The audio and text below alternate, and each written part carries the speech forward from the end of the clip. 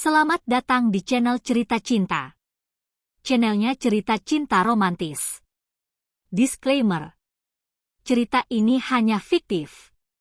Jika ada kesamaan tokoh, tempat dan cerita, itu hanya kebetulan semata, tidak ada unsur kesengajaan. Sebelum lanjut jangan lupa like dan subscribe dulu. Janda Malam dari Desa, bagian kedua. Walid. Nama yang indah, lirihku sembari mengumbar senyum. Aku segera menggelengkan kepala saat sadar kembali. Beberapa minuman dan kudapan untuk persediaan aku letakkan di keranjang belanjaan. Kulihat dari kaca minimarket ini di luar hujan semakin lebat. Tak mungkin aku menerobos.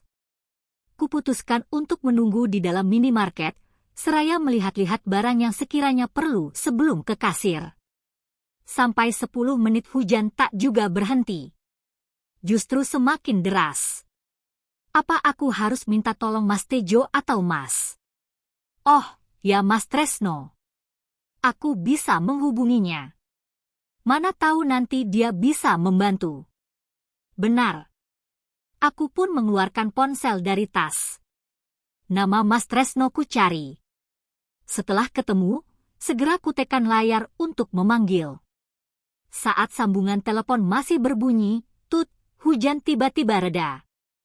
Kemudian, ku gagalkan menelepon Mas Tresno. Ponsel ku masukkan kembali dalam tas. Terima kasih, Kak. Aku segera berlalu setelah membayar belanjaan di keranjang. Aku berlari kencang supaya tak bertemu hujan lebat kembali. Air sisa-sisa hujan pun membasahi rok celana yang ku kenakan. Saat sampai di depan kamar indekos, hujan turun lagi. Aku menghela napas, lega. Alhamdulillah. Sampai kos dengan selamat. Dengan napas masih memburu, aku bermonolog. Tanpa kusadari di depan kamar sudah berdiri Pak Thohir. Aku terkejut bukan main. Kayak hantu jailangkung saja. Datang tak diundang. Halo, Yati. Tangannya melambai, genit berikut dengan kedipan satu matanya. Ya Allah. Sejak kapan Bapak di sini? Jantungku serasa mau copot. Sudah sejak tadi. Aku sengaja menunggumu. Pak Thohir mendekatiku. Tangannya hampir saja menyentuh daguku. Untungnya segera kutangkis. Meski berstatus seorang janda, aku juga punya harga diri. Tak mau sembarang orang menyentuhku. Ada perlu apa, Pak? Tanyaku ketus. Aku hanya ingin memastikan. Tejo sudah memberitahu kamu, tuh? Nanti malam dandan yang cantik, ya. Hadiah yang kuberikan sudah dicoba. Belum. Nanti saya kembalikan saja hadiah dari Bapak. Terima kasih. Lebih baik saya tinggal di luar saja. Daripada di sini jadi budak nafsu semata. Dasar tidak tahu diri. Kamu tidak mau bertemu dengan anakmu. Kali ini suara Pak Thohir meninggi. Tampak jelas di raut wajahnya bahwa dia amat marah. Pintu kamarku ditendangnya, lalu berlalu dengan meninggalkanku sendiri. Mendengar kata, anak, aku tak berdaya. Tubuhku tiba-tiba lemas. Aku luruh ke lantas setelah masuk ke kamar indekos. Apakah Pak Thohir tahu keberadaan Aisyah? Kenapa dia menyebut soal anak? Entahlah. Aku jadi pusing dan tiba-tiba sekeliling berubah menjadi gelap. Suara dering ponsel di tas membangunkanku. Aku tersadar dari pingsan. Dengan mata masih berat, kuambil ponsel. Mataku terbelalak seketika saat membaca nama yang muncul di layar ponsel. Mas Tresno. Waduh, bagaimana ini? Lirihku sambil menggaruk kepala yang tak gatal. Dengan mengucap basmalah aku mengangkat panggilan itu. Ada apa, Mas? Tanyaku setelah mengucap salam terlebih dahulu. Loh, seharusnya saya yang tanya. Kemarin nomor ini menelepon saya. Ada apa? Oh, ya ini dengan bak siapa? Maaf, saya belum memperkenalkan diri. Saya yang beli nasi goreng kemarin malam. Panggil saja saya Yati. Dan sekali lagi maaf, kemarin salah pencet nomor Mas Tresno. Aku malu kalau terus terang. Lebih tepatnya gengsi dan jaga harga diri. Iya, saya ingat. Saya menyelipkan kertas yang berisi nomor saya.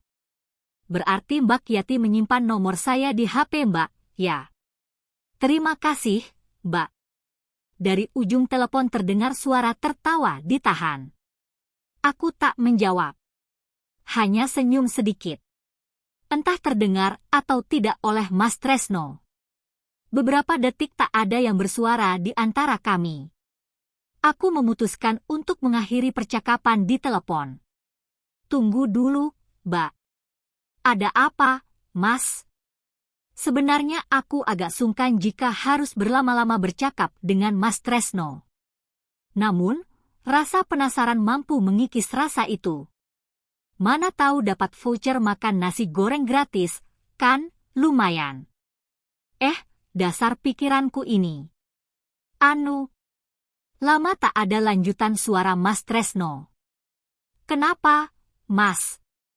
Kali ini rasa penasaranku semakin tinggi. Enggak. Malam ini ada menu baru nasi goreng spesial, loh, di warung saya. Mbak mau pesan? Nanti biar saya antar ke kos MBK Yati. Kan, dekat. Aku mendesah. Aku pikir ada semacam bonus gratis makan. Ternyata dia lagi promo menu barunya. Belum sampai aku menjawab pertanyaan Mas Tresno, tiba-tiba pintu kamarku ada yang gedor. Nah, kesempatan ini untuk mengakhiri percakapan dengan Mas Tresno. Oke. Boleh kapan-kapan aku telepon lagi, Mbak? Tanyanya setelah aku ingin mengakhiri percakapan. Boleh. Akhirnya aku pun menutup telepon sebelum Mas Tresno bicara yang lain lagi. Suara gedoran pintu semakin kencang. Aku paham itu suara Mas Tejo. Kulirik jam di ponsel, ternyata sudah jam 8 malam. Ya, ampun, bagaimana ini? Tubuhku rasanya kurang enak. Iya, sebentar. Dengan hati-hati aku membuka pintu kamar. Apa ini? Kamu belum siap? Jam berapa sekarang? Cerocos Mas Tejo. Ternyata dia menunggu di depan kamarku bersama Pak Thohir. Aku sakit, Mas. Rasanya meriang. Jangan bohong. Mas Tejo hampir saja menamparku. Akan tetapi, Pak Thohir mencegahnya. Kamu beneran sakit, Yati?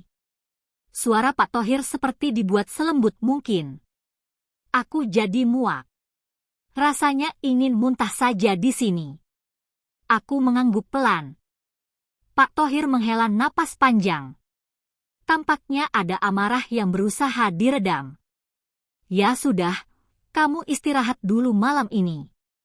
Untuk kamu Tejo, jangan seenaknya saja melukai dan memukul Yati. Selamat istirahat, Yati. Pak Thohir memberi isyarat kepada Mas Tejo untuk segera meninggalkanku. Akhirnya kali ini aku bisa lolos dari mereka berdua. Entah besok-besok aku bisa lolos atau tidak. Ini semua demi bisa bertemu dengan Aisyah. Pagi ini terasa cerah. Tubuhku pun sudah terasa segar. Setelah semalam berpikir keras, aku merasa perlu mencari kerja di sini.